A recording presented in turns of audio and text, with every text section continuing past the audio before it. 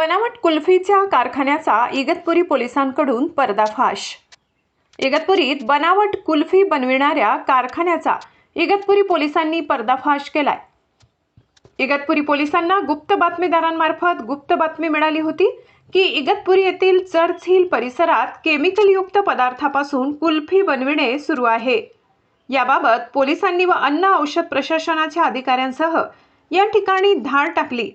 या कारवाईत 15 गोविंद कलर पोस्टरच्या बाटल्या, चॉकलेट फ्लेवरच्या 3 बाटल्या व इसेन्स असा कुल्फी बनविण्यासाठीचा वापर होत असल्याचे प्रथमदर्शनी समोर आले।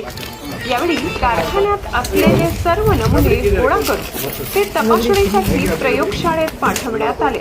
त्याचा अहवाल आल्यानंतर पुढील कारवाई करण्यात येणार आहे।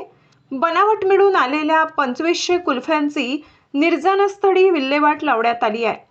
विनोद प्रकाश कुशवाह राहणार इगतपुरी यांच्याकडे कुल्फी बनविण्यासाठीचा कुठल्याही प्रकारचा परवाना व शॉप ॲक्ट परवाना आढळून आला नाही।